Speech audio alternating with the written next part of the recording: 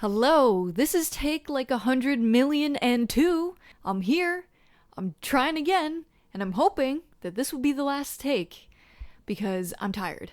I did an all-nighter last night. I'm losing my mind. Anyway, this video is meant to be a detailed list of my concert advice. And I learned half of this the hard way, so you don't have to. Some of this advice is weirdly specific and some of it is pretty general, but either way, I think it'll be pretty applicable to any kind of concert or event you're going to.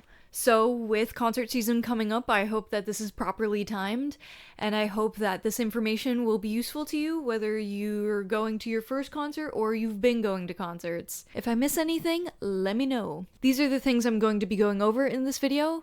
If you want to skip around, you can. This video is going to be separated into chapters to make it easier for you. You're welcome. So, with the power vested in me by this indescript energy drink and sleep, meaning the deity and not the biological process that all living animals are supposed to go through, because I haven't done that in a while, let's dive straight into it. Alright, part 1. Before you go. Whenever I'm saying before you go, I don't just mean like a day before or right before you get into the car. I'm also talking about like weeks before. You should come up with a budget and you should save more than what your budget actually is. So basically, evaluate how much money you need to save for things you need to spend money on, like gas or a hotel room, and evaluate how much money you want to spend on things you just want and that you don't need to spend money on, like merch. But after that, you gotta add some money to it. The reason you need to do this is, 1, you might just end up figuring out that you want to spend extra money on something, or 2, you can have an experience like me and end up having some unexpected expenses. A couple years ago, I was going to a Chase Atlantic concert with my friend. This concert was states away from me, and guess what? The car broke down. I'm supposed to be at a Chase Atlantic concert! No, the only concert we're seeing is bedbugs. Great times, great times. It was a wonderful experience. Thankfully, I took a $100 bill with me that I was not expecting to need. That $100 was the reason I was able to get the car towed and get us to a hotel, which is also why I say to bring cash, but we'll get back to that later. And because that $100 was not money that I was going to need for bills or anything like that, and I just brought it just in case, I didn't have to dig into my savings. I didn't have to postpone any payments. I just had it. So yeah, as Vessel would say, get some money. Also, if we would have gotten the car checked out before the concert, we wouldn't have gone. But then again, that would have been better than getting stranded in another state and being out $100 and having credit card payments that needed to be paid months after the incident. This brings me to my next point: get your car checked out.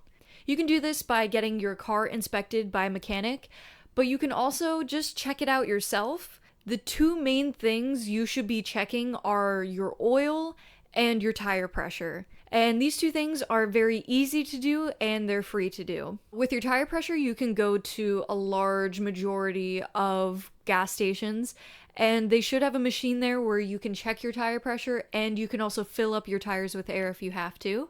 Basically, what you do is you drive up to one of these machines, you unscrew the little cap on your tire, which I like to call the nipple of your tire, and you take this little thing that's connected to the machine and you connect it to your tire, and then you ask the machine, "Oh, wise machine, how many pressures are in my tire?" And then the machine tells you, "Hey, you have this much air pressure in your tire." And then you decide whether or not that is the amount of air pressure you need in your tire. And the way that you can do that is you can look on the inside of your door, and then from there you can be like, "Okay, thank you, Mr. Machine, my car's all good." Or you can go, "Hey, Mr. Machine, I need this much. Can you actually fill up the air for me? I need some more." And whenever you're checking your oil, basically what you do is you open the hood, you pull up this little stick that goes into your engine, you swab it, and you're either like, That's yellow. We're all good. Or you swab it and you go, that's black. That is so black, in fact, that it is absorbing all the light around it like a black hole. That's not good. You shouldn't have a black hole in your engine. And you can also check to see if you have enough oil in your engine based on where it is on the stick. Make sure that your car has passed inspection and inspection hasn't expired. Also, make sure that your license hasn't expired. And I'm not just saying that if you are the person driving, you need a license to get into certain venues. So like if you're trying to get into a venue or a space that's 18 plus or 21 plus and you don't have your ID, the person who's looking at your license can be like, "Hey man, you seem like you're 18, maybe even 21, but your license expired, so I can't let you in." Get some parking squared away before you go. You can figure out where the parking is near the event or the venue and either just plan to go there, or you might be able to RSV places online before you even go. You'll have to pay money for that, but honestly, I think it's worth it because that way you won't be fighting for parking spots. Or, you could just go a little bit earlier to the spots that you pick out, and then, if it's full, then go to your plan B. And then if plan B is filled up, then just figure it out, I guess. You'll figure it out. So if you're driving, figure out your parking. But also, if you are doing some public transportation hopping and such, figure out the logistics of that. This next part is a huge portion of enjoying the concert to me, and that is learning the lyrics to the songs beforehand. Being able to sing along with the artist and with everybody else around you is a wonderful experience. You can figure out what songs are most likely to be played by looking up the set list for whatever tour you're going on. Sometimes these are posted on streaming services by the artist, but other times you can find the set list based on what other people have written down and said will be played during concerts. Also, do this for the opener. Get yourself familiar with some of their music because honestly, singing along to them too is also a wonderful experience. It's a wonderful experience for you, but also being a small artist and hearing people sing your words back to you as a small artist is probably a great feeling. Learn about the venue or the event space. A lot of concerts and venues will have similar rules, but there are discrepancies among the places that you could be going to. For example, you should pay attention to the rules about cash, bags, clothing if you're going to be dressing a certain way, and entry. Basically, some places are cashless, some places you can pay with cash, some places are bagless. Some places will allow bags, but they will always allow medical bags. And many places that I've been to, actually all the concerts that I've been to have been no re-entry.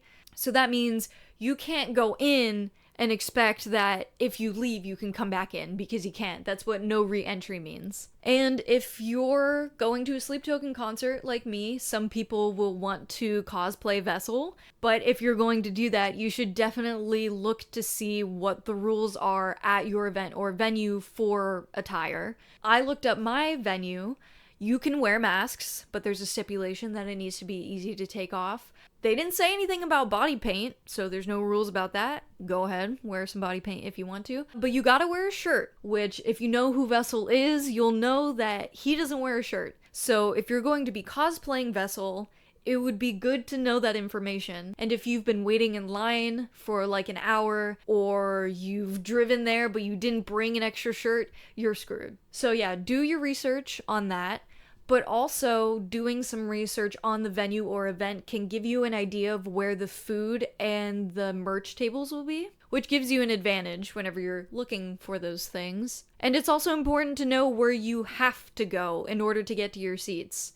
Alright, next bit, your health. And I know taking care of your health is something that you're always supposed to be doing, but seriously, if you don't want to miss a concert, you should be looking after your health, and not just like a couple days before, but a couple weeks before. There are plenty of illnesses that take up to like 2 weeks to fully incubate and start showing symptoms. During that time frame, make sure that you're washing your hands often, especially before you eat, that you're touching your face less, because germs like to infiltrate these orifices and any cuts you get. And also make sure you're eating and sleeping. Those things are very important to your immune system, and your immune system helps you fight off illnesses. And also, for the sake of your health and comfort during the concert, I suggest eating a little bit beforehand. I suggest eating around the point of being full, but not overstuffing yourself. You don't have to eat like you won't be able to eat, because there will be food there. I can't imagine that there wouldn't be food served wherever you're going. Eating beforehand saves time and money, and both of those things are very important, especially time whenever you're going to be going to a concert. And whenever you eat some carbs for some early fuel and energy, but also eat some protein for prolonged support and energy as well. Here's a weird one. Consider your eyesight.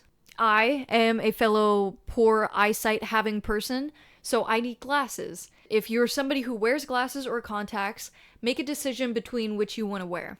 There are advantages and disadvantages to both. If you're wearing glasses, it's low maintenance, it is going to be comfortable on your eyes, but they can fly off your face if you're going to be headbanging or moshing. And if you wear contacts, you don't have to worry about those two drawbacks, but they could end up irritating your eyes. But you know, you can just take your glasses off, hold them, put them in your pocket if you need to. That being said, if you do bring contacts, I would suggest bringing those little capsules that you can take them in if you need to take them out, but also bringing eye drops to help hydrate your eyes if you need it. This was actually so important to me that I recently went to the eye doctor because I realized that my prescription changed, and I was like, no, this can't be, because I want to be able to see the boys crystal clear. I want to be able to see every hair follicle and wrinkle on their skin. I want to be able to see every brush stroke in their mask detailing. But I couldn't do that because I didn't have the proper prescription, because, you see, I'm able to do that normally. So I was like, hey doctor, can we get my eyes checked? I would like to get my eyes checked. And now I have glasses coming soon. And if you were to ask me, hey Elver, did you get new glasses specifically for the concert? I would go, no, I needed them anyway. I did need them anyway, but yes, I did specifically get them for the concert. That's what I would say if you were cool. And you are cool for watching this video, which is why I told you. All right.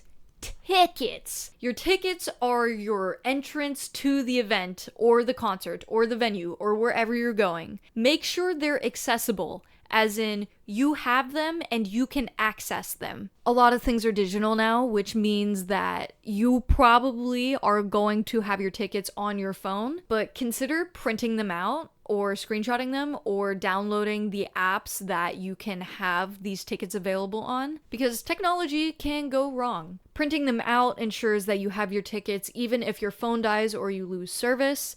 Screenshotting them ensures that you have access to them even if you don't have service. And that's also the same for downloading the apps that you can get to get access to your tickets. I'm pretty sure you don't need service to do that. However, if you're going to the Sleep Token concert like I am, the QR code for the tickets changes anywhere between 30 seconds to 2 minutes, I think. So you can't print them out and you can't screenshot them, but you can access them through the app. That's how you're supposed to do it. So if your phone's dead, you're screwed. So that actually brings me to my next point. Bring a phone charger, because not only is this important for your tickets, but it's also important for your communication and safety. Because, like, if you're with your friends, you can go, hey guys, I'm at the bottom of a ditch and I don't know how I ended up here.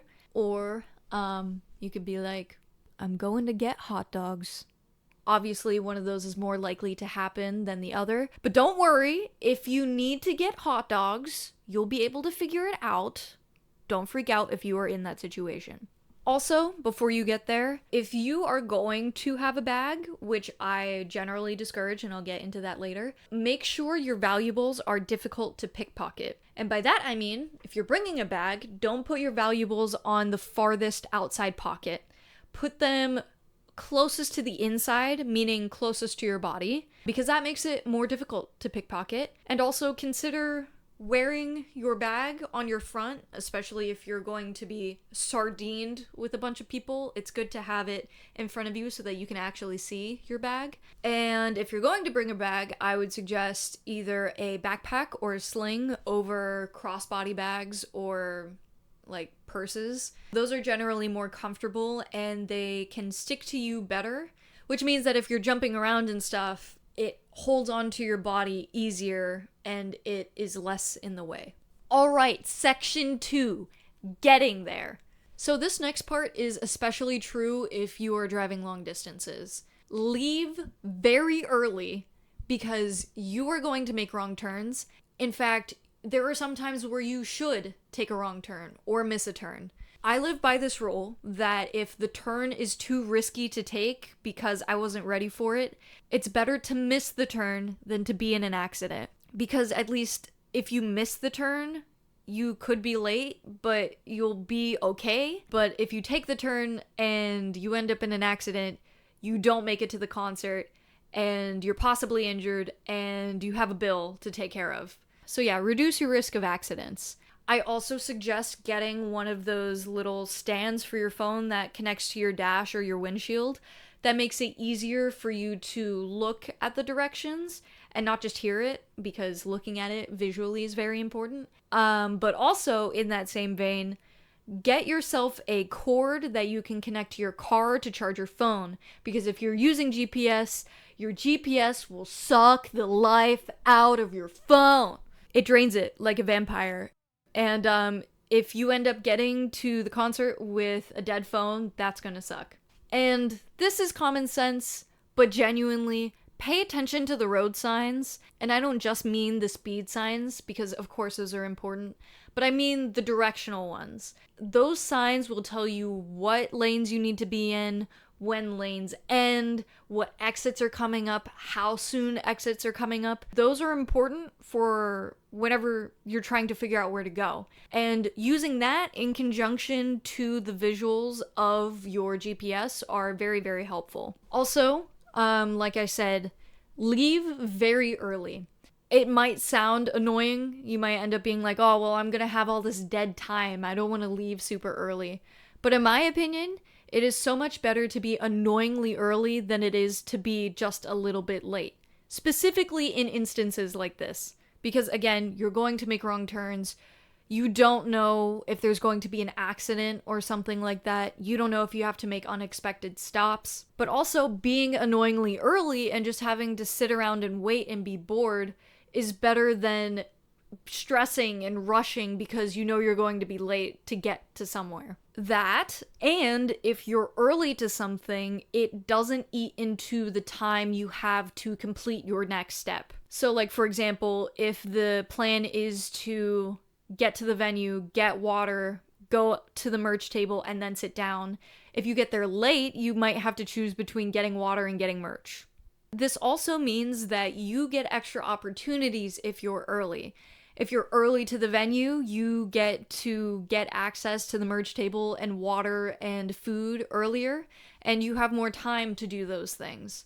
I have learned this the hard way because I went to this Magnolia Park concert and I got VIP tickets. I was very excited to go. I was going to be able to meet the band members, which I was really looking forward to. I even made them bracelets. But I was so late that I didn't get to meet them. If I would have left and I was annoyingly early, it would have kind of been pretty annoying to just sit around and wait, but I would have been able to meet them. And there were a couple reasons why I was late. There was the fact that I took a couple wrong turns, but also I was anxious and I was having a hard time making decisions, and I was fashionably late. And that brings me to the third section of this video, which is what to wear. I learned a lot about what to wear and what not to wear, and the conclusion that I came to is that you should dress like you're going to work out, but also comfort and punctuality is more important than fashion. Which again, I learned the hard way, and that's really unfortunate. Whenever I was at that Magnolia Park concert, I had a really cool outfit on, and I did my makeup, but that really didn't matter in the end, because nobody really cares what you look like. Nobody's really looking at you, because they're gonna be looking on stage, and not only that, everywhere else is going to be pretty dark. So again, I put so much effort into my makeup, but there was no need for that. And of course, I want people to see my outfits, but I also dress for myself. I like feeling cool in cool outfits, but even I ended up not caring what I was wearing. Actually, that's a lie. I did end up caring what I was wearing because I was slightly uncomfortable. So yeah, that outfit, although it was cool, was not worth it. It would have been so much better if I would have shown up in pajamas, and I'm being so serious about that. So first of all, shoes. Shoes are very, very important. This is probably the biggest example of how comfort is more important than the way that you look. Your shoes are like a huge deciding factor of whether or not you're going to have a good time. If you're standing for 3 hours or more and dancing around and your feet hurt, you're not gonna have a good time. You might have some really, really cool boots, some cool heels or whatever. Don't wear them. Don't wear them. Wear your nasty work boots that give your feet some support. And I mean this even if you have a seat. Because of course you would think, oh yeah, no, if you're on the floor, you need to wear good shoes.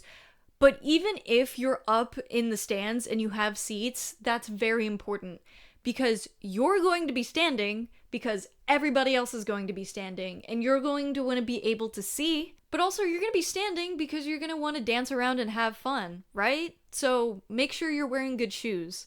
Bonus points for shoes that offer you support and comfort while also giving you a boost. I am a short individual, and at the Magnolia Park concert, I was on the floor. So I wore boots that gave me a bit of height, but then I also put in insoles, which gave me more of a boost, but also supported my feet better. And that was a great idea because even with those boots, I was still kind of peering over people because I'm so short. Which for some reason, people say that I look tall. I don't know how, but thanks, I guess. My next thing, compression socks. They are not just for old people. They are great, and I love them. So for those of you who don't know, compression socks are socks that help promote good circulation by compressing your lower legs in a way that helps prevent blood from pooling in your lower legs and helps your body take that blood back up into the rest of your body. And this is great for people with low blood pressure and heart problems, but it's also just great in general for anybody because, like I said, it helps stop blood from pooling in your lower legs. This pooling can cause swelling, which can also contribute to potential foot pain that you might experience. And since it helps with circulation, it definitely helps you out because you're going to be active and your heart's going to be pumping. And there are different tiers for the amount of compression these socks can give you. If you have normal blood pressure, I would suggest wearing mild ones. And if you have high blood pressure, I would not suggest that you wear them at all because they also raise your blood pressure. Make sure they fit as well, meaning if they're over the calf, that they fit over your calf. All right, another weird one, chest undergarments. If you have breasts, wear something that will give you support but won't obstruct your breathing. Because recently I was at a Linkin Park concert and I was like, I'm gonna be super active. I want to be able to breathe properly. And I was able to, but I was jumping around like this, which was kind of awkward, and also it took away the fun because it's great to be able to like move your arms and stuff like that. And if you bind your chest, consider lightly binding or not binding at all. That being said, I don't wear binders, so I don't really have a lot of advice to give on that end. Just consider and think about what you're going to do with all of this in mind. My second love, screw backpacks. Have you ever heard of leg packs? AKA the cargo pant. Cargo pants are great, especially if you don't want to have baggage. If you're packing lightly and you're just packing the essentials, you also probably won't even need all the room that cargo pants offer. That being said, don't overfill your cargo pants, and I would suggest wearing a belt with your cargo pants because they're going to sag a little bit with whatever you put in there, even just with the weight of a phone. It's not super necessary, but I personally like having belts for that reason. And the final part, good concert outfits are like onions. They got layers! And I say this for two reasons. One, being emotional comfort, but two, also thermoregulation. Concerts get hot, even in air-conditioned venues, because guess what?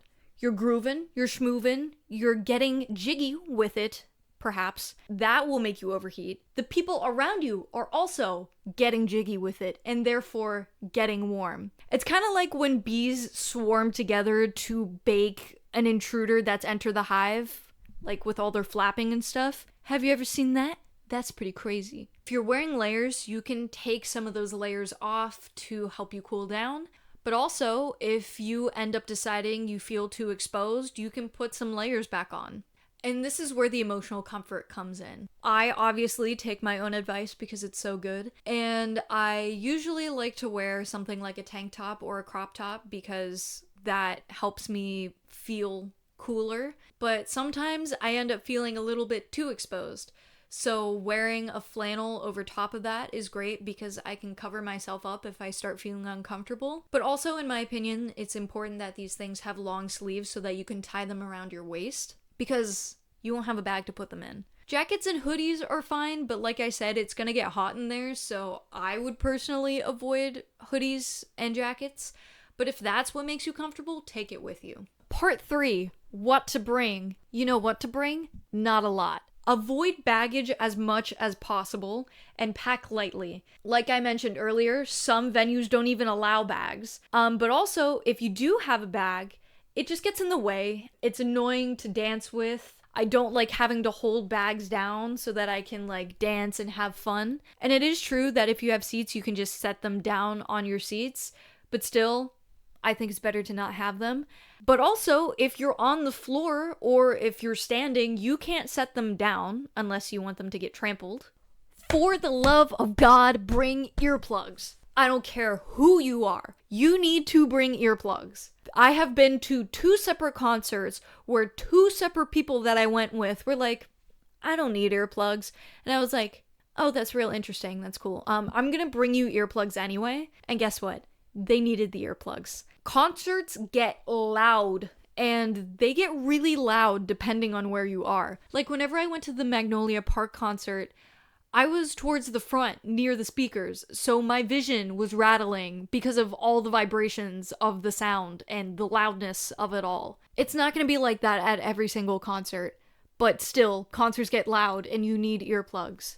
Foam earplugs work great, and they are affordable and easy to find. There are also high-end earplugs specifically meant for this purpose that are made of like silicone. And those are supposed to offer more clear audio, but honestly, the foam ones are fine. It's so loud at concerts that the sound goes through it just fine. It permeates just fine.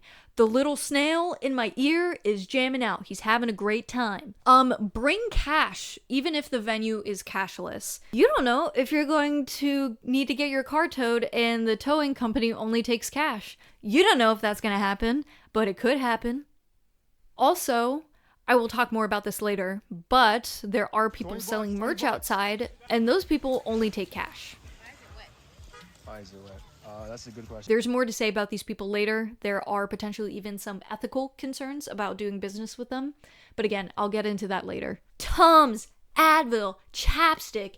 These are remedies for the most common uncomfortable physical experiences that you will have. I have these things in what I like to call my everywhere pouch. My everywhere pouch has all of these things in it, including cash. But also, don't forget to bring whatever things you need specifically. So like if you're prone to asthma attacks, bring your inhaler with you. If you're diabetic, bring some juice or glucose tablets with you. All right, now here's a lightning round because I asked people on my TikTok what they thought, and The two biggest ones that I wasn't expecting were fans and tissues, which makes sense to me because, again, concerts get really hot, but they would especially be nice if you're outside at a summer event. Also, tissues, because people be crying at concerts. Not suggested, but potential idea. Bring a poncho if you're outside. If we're going with the minimum baggage theme, I feel like bringing a poncho would be more space efficient than an umbrella would be. But that being said, if you already have a bag, I guess it doesn't really matter. Ponchos. Potential, great idea. Let me know if I'm a genius or not. Looking at my notes again, I have minimum baggage listed. So, I don't know if I mentioned it already, but bring minimum baggage. Consider a face mask. You will have this moment whenever you're there at the concert where you're like, oh my god, I'm breathing the same air as my favorite musician. But then you also realize you're also breathing the same air as Billy Bob Jones II, who is next to you. And Billy Bob Jones II may or may not have an airborne illness. And airborne illnesses spread like wildfire, especially in dense crowds. Whenever I was at the Magnolia Park concert, that was also actually one of the things that I kept thinking about, was the fact that I kind of would have preferred to be wearing a mask. And wearing masks isn't entirely uncommon. I saw some people at that Magnolia Park concert wearing masks, but I also saw them at the Linkin Park concert that I was at. It's a personal decision whether or not you wear masks, but I do want to say, around the time that I will be posting this, it is cold and flu season, and that is a lot of respiratory illnesses. So, consider. If you get a period, bring some period products with you, even if you think you won't need them. If you're outside, bring sunscreen. Again, this is one of those things where it's like, why would you skip out on that? Just spray it on your body, rub it in a little, it's not that hard. Sunburns are preventable. Bring some sunscreen. And while we're at it, with that same logic, consider bringing deodorant, but I don't think you should need it if you wear deodorant beforehand, before going in. And with all this being said, with me making a point to say don't bring too much baggage, I'm not saying don't bring Advil because you might not need it, or don't bring period products, or don't bring earplugs because you think you won't need them. I'm saying don't bring, like, I don't know, a plum. Why would you bring a plum? They got food. And also, I don't think that plums are very filling. Or, don't bring clogs. Don't bring them. Don't bring them. Even if they're your emotional support clogs, bring an emotional support friend. Or maybe, bring your emotional support, tampon, because, you know, I suppose that would be emotionally helpful for you, but also it would be logistically helpful. All right, part 4. This is what to do when you get there. Go to the bathroom. And take the chances to go when you have them, especially when you have time. And I'm saying this even when you don't need to go, because chances are the times that you will want to go or think to go is when other people will. And if you want to avoid lines, you should be going whenever other people aren't going. And that logic also goes for merch. Merch also runs out kind of quickly. So I would say try to get merch quickly if you can. But honestly, the most important thing is water. Get yourself some water. It is so necessary. Do not skip out on getting water. Water is important because you're going to be screaming, you're going to be warm, and your throat's going to hurt. Water can help with all of those things. And also, you just need to stay hydrated. You are going to be very physically active during this concert that you're going to. Water and hydration is important, but don't drink too much water. The first obvious reason for that is because if you drink too much water, you're going to have to go to the bathroom. But the second reason is you could end up flushing electrolytes out of you. And electrolytes are very important, and they're not just like sports health medicine propaganda. Electrolytes help you stay hydrated. So if you're drinking too much water, you could actually be making it harder for you to stay hydrated, which is the definition of irony. Electrolytes also help with your brain functioning. So I also suggest taking powder electrolytes with you or drinking some electrolytes before you get there and drink water while you're actively there. And I wouldn't say that this is super important if you're going to be indoors for like an event or a concert that's like a couple hours. But if you're going to be outside in the heat for multiple hours or even for a full day event, you need electrolytes. Assuming that you're with a group of friends, which I suggest, find a place for you guys to meet if somebody gets stranded and you can't contact them. Generally, I would suggest not splitting up for safety reasons, but in most cases, I feel like you're safe to split up. Regardless, if you have to split up, or if you decide that you're going to split up, tell your friends where you're going, ask your friends where they're going, and make sure you keep in contact with them. Another bit of advice that I have, people have the same ideas as you. So they're going to want to leave and go to the bathroom during intermissions or after the concert's over. They're going to want to get merch before everything starts so that they don't miss the first song or the opening act. Go and do those things at weird times. The reason I was able to get merch at the Linkin Park concert I went to was because I went to get it at a weird time. I went between the last song of the opening act and the first song of the Linkin Park performance. And that line for the merch table was so much shorter than the line that there was whenever we first got there. Speaking of merch, like I said, they sell merch in the venue, and they also sell merch at multiple places in the venue. You just gotta walk to find it. And usually there should be signs as to where these things are. And the merch inside is a little expensive, but it is official merch and it is associated with the people who are performing. That being said, there is cheaper merch being sold outside of the venue, and this is where the little gremlin merchants come back into play. The people who are selling these pieces of merch are selling them for pretty cheap, but the people who are selling that merch are not associated with the venue, and they are not associated with the band, and it is not official merch. And in fact, they're stealing copywritten content in order to make those shirts. So that's where the ethical concerns of this kind of come in. If you buy from them, you are supporting these people, and you are not supporting the artist. So when you get merch, keep that in mind. Lightning round.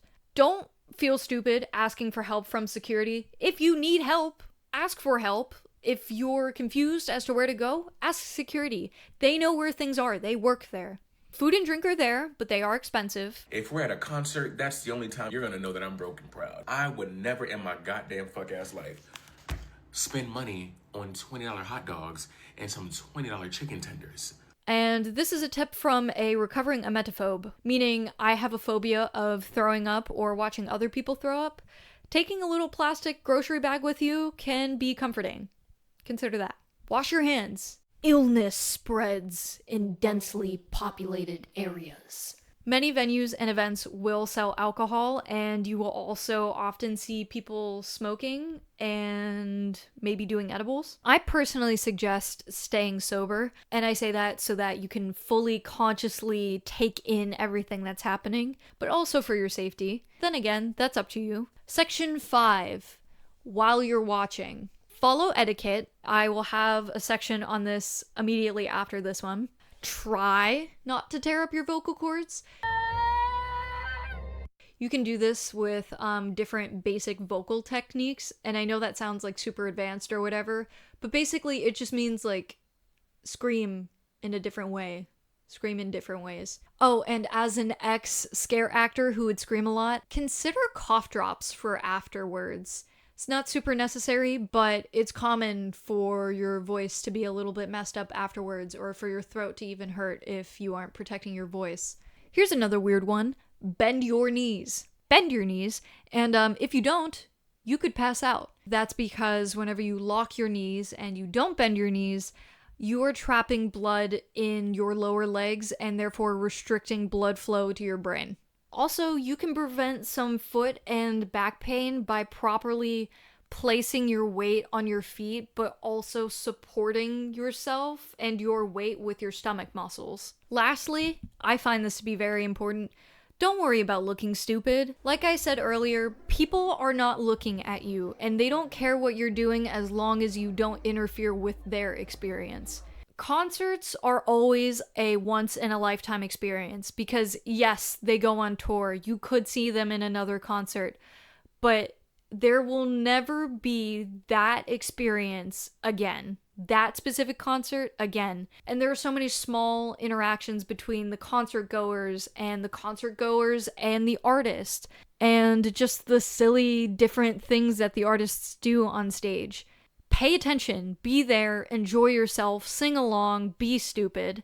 That being said, definitely take pictures and videos, but don't get too caught up in doing that. And if you are going to record, I suggest holding your phone up while watching forward. Part 7, Etiquette. These are pretty simple. It's okay to scream, just don't scream too loud and in people's faces or ears. Don't push if you can help it. If you are in a crowd, you're probably going to be pushed around and therefore push other people around. But other than that, don't push people. Don't be stinky. Wear deodorant. Avoid smoking around others, especially weed and cigarettes. Vaping is one thing, but smoking can trigger somebody's asthma, but you can also give somebody a contact high by accident. And I know this because I am somebody who gets contact highs in absurd situations. And also, this comment exists. Also, you're not funny for bringing lasers or flashing beams of light with a flashlight. It's distracting, and so is flash photography. That sometimes happens by accident, but just make sure that you don't do that intentionally. Don't grind on people. I didn't think that this was a problem, but apparently it is. Don't grind on people. It's assault and weird and gross. Do not put your genitals on anyone. I had a woman at a show one time rub herself all over my backside. My friend that was standing behind me at a show one time, she had a man literally put his on her. Support crowd surfers when they come, because if you don't support crowd surfers, they can fall and hurt themselves. Avoid signs and hats, but if you bring signs, display them sparsely and only during appropriate times. Because signs obstruct people's view, and you wouldn't want that happening to you, so don't do it to other people. Part 8, the floor. You might lose your spot if you leave, so if you have to leave, have somebody save your spot. That also being said, depending on the crowd size, it might be pretty much impossible to get back to your spot. So that also means if you're up at the barricade, you're going to be locked there for a while. So honestly, it's better to go there and get to your spot once you're ready and you can stay there for the rest of the time. Apparently, it also gets pushier towards the middle, and it's less pushy out towards the sides. And now for some mosh pit advice. For those who don't know, a mosh pit is basically a human hurricane of pushing and shoving and chaotic dancing. I personally have never been in a mosh pit, and I don't ever want to be in a mosh pit because I would get snapped in half like a twig, or get my limbs tangled up like branches in a flood. So I don't have any personal advice to give, but I can relay the advice the internet has given me. Help somebody who has fallen. These people are in danger and they can get severely hurt. Don't actually fight anyone. You are pushing other people around and you're getting pushed, but don't go punching people. It can get dangerous depending on the size of them and who's in them, meaning if there's a bunch of big people and you're a tiny person, you should not be partaking because you will get wrecked. I've heard that they're less intense at the edges and most intense at the circle, but whenever I looked at videos of mosh pits, it literally is a hurricane. It's people spinning, and then there's people in the middle that are like... There's literally an eye to this hurricane of people. But generally speaking, I would say it's best to stay on the outskirts of a mosh pit if you are new to them or you start getting overwhelmed. Alright, part 9. What to do if somebody passes out or has a seizure. I bring these two up specifically because I feel like these are the most common spontaneous medical emergencies that can happen at a concert.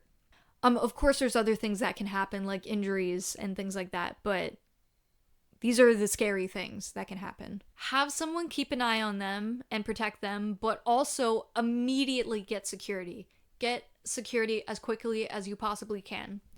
And if you're there protecting them, check to see if they're breathing and if they have a pulse. If they are missing one or both of those, you definitely need to get somebody as quick as you possibly can. Don't move them unless they are in a position that is dangerous. Meaning if they are susceptible to hazards or they're on unstable ground, move them gently. Keep their airways clear and loosen any restrictive clothing, like collars. People pass out for many different reasons, and it might be an underlying health condition. So if the person who passes out has a medical condition where they pass out often, or it's not uncommon for them to pass out, their friends or the people that they came with might know what to do. In that case, back off. Just be of help if you can, but for the most part, just back off. You also might be able to find a piece of jewelry like a bracelet or a necklace that tells you what medical condition the person has and what to do if they pass out. That being said, let the medical professionals handle it. Your job as somebody who is witnessing this isn't to save them, it's to protect them until somebody comes. So don't worry about making any snap medical decisions. You probably shouldn't be doing that anyway, unless you're a medical professional. And I say that also preemptively before I bring up CPR. If the person isn't breathing and they don't have a heartbeat, consider CPR. If somebody has a seizure, it is a very similar procedure. That's a very unfortunate time to rhyme, but it's fine. Hello, fact-checking and editing Elver here. I'm here because the footage that I had originally for this section wasn't great.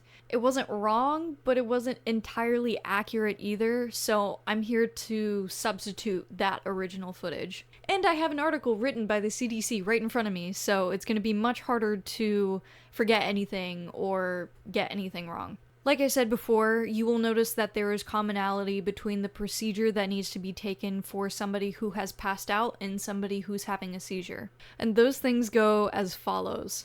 Keep yourself and other people calm and stay with the person. See if they have any medical jewelry on them so that you can get an idea of what medical conditions this person might have. And loosen any restrictive clothing that can make it hard for them to breathe. But there are also some things that are specific to seizures that you need to know. Ease them to the ground if they appear to be falling, and whenever you have them on the ground, gently turn them to their side and with their mouth pointing to the ground. This will help keep their airways clear, and it will help them not choke on their spit. Which, don't worry about them swallowing their tongue, because, as I say here, don't worry about them choking on their tongue though, because for some reason, people think that people who are seizing can swallow their tongue. That's not possible. Also, I would think you would need your tongue to swallow your tongue, and it can't be in two places at once, right? Clear the space around them to prevent injury. It's possible for somebody to jerk or to flail their limbs in a way that can hit off of something, and they can hurt themselves that way. Put something soft and flat under their head like a jacket. Take off their eyeglasses, and time the seizure.